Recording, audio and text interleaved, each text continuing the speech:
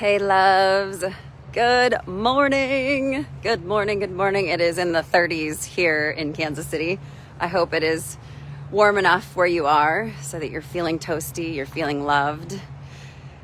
You know, there was a time in my life that I felt forgotten, and that's what I want to talk to you guys about today. I haven't shouted that from the rooftops, and it really relates to what I'm putting together in my career. And so I want to be more transparent. I want to be more open about where I've been in my life and how I got through the darker times, how I got through the feelings of self-doubt, the feelings of being put last by life, and interestingly, blaming life for that. Really stuck in a mindset of when my life isn't working, it's because something out there is not working. So it really created this really tough time, really dark time. For me, what happened, if you don't know my backstory, throughout my 20s, I was really fully embracing freedom and moving all around the world, backpacking, bartending, dancing, just very playful, very open, lots of relationships, lots of friends, lots of joy. And to me, I think that stepping into independence in my, through college and then in my 20s felt really good. It felt like I was figuring out who I was. And so then I followed a guy to Kansas City, and he was a great tour guide. And I thought, wow, this city is really amazing. I'd lived in LA and DC and Berlin and Brighton, England, and Nagoya, Japan. And, I had lived in all of these places, and I just thought, wow, Kansas City is really cool.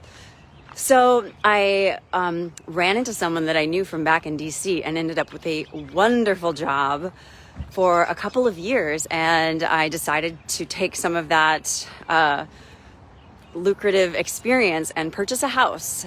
And it's wild what ended up happening. It is almost as if the purchasing of a house, I determined it was the end of my freedom. I decided that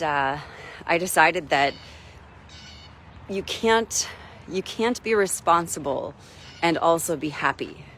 So when the responsibility came, it really brought up a lot of trauma and self-denial and self-doubt from my childhood.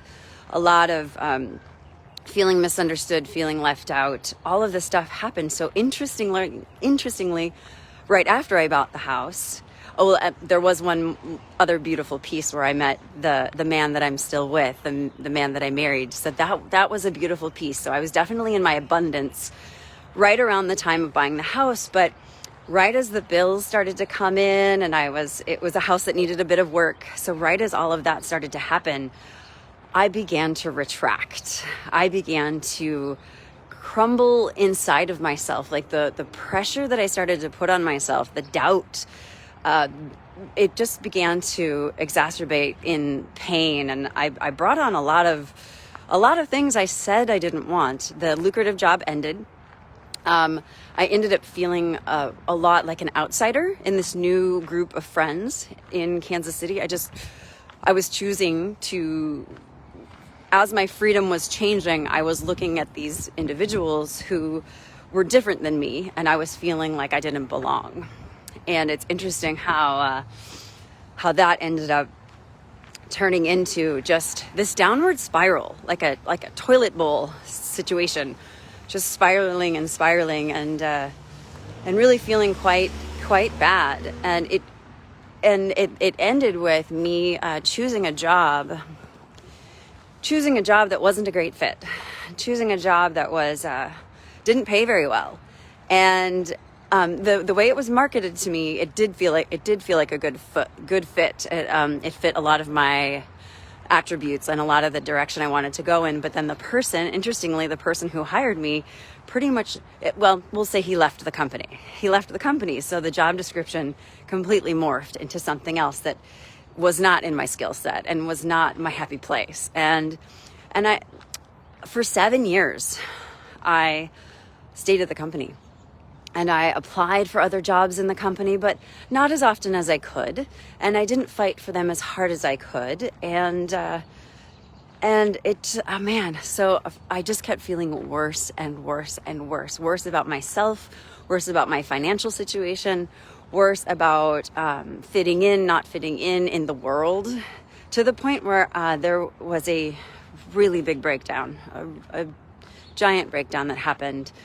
Panic attack that had me on the floor of my closet for days, calling in sick to work day after day after day, and then like the self beat up that was going on because I couldn't even find a good reason. At least at the time, I couldn't really see what was happening. All I knew was that this crying couldn't stop and the getting off the floor couldn't stop. So I was feeling, really bad. So that was a beautiful turning point. Hard to look back on, hard to think of my husband and my kids and how scared they were and how and what I put them through, and all for hiding for 7 years and then basically imploding. And yet the beauty of what that breakdown created for me is that now I know what that feels like. Now I get to be here for women who are possibly also not listening to their intuition and closing themselves up and trying to fit into a box that they were never meant to fit in. So to get out of that time, that challenge, I called a friend who had done a lot of deep investigative work, a lot of deep dive experiences. She had followed a lot of beautiful teachers. And then that's when I finally had the courage, and I finally had someone in my corner, and I was finally willing to listen. That has a lot to do with it, the willingness to listen, that I had to get to the breaking point to be willing to listen. So I would finally open myself up, and then since then have been on a journey of self-rediscovery, remembering. And that's, I've taken the highlights of those years and put them together in a program. It's called the Awakening Freedom Program, and we have a circle that is starting at the end of this month. And so really the process is threefold. The process of moving from forgetting yourself, putting yourself last, to putting yourself first is going to be a 3-step process. We are going to awaken to what you forgot. So we're going to access your vision. That is going to be the first piece of this gathering of beautiful souls that are coming together. The second piece is that we're going to unearth and really excavate why you were forgetting. What are the barriers? We get to address the barriers. Why were you choosing to forget? And I've been through this process, so we get to go through this together. And then lastly, we get to really begin to practice who your authentic self knows you really are. So you get to align your actions and your commitments in your life. So I don't know if this resonates. This was supposed to be a 2-minute video, and this ended up being here's how I came into this work.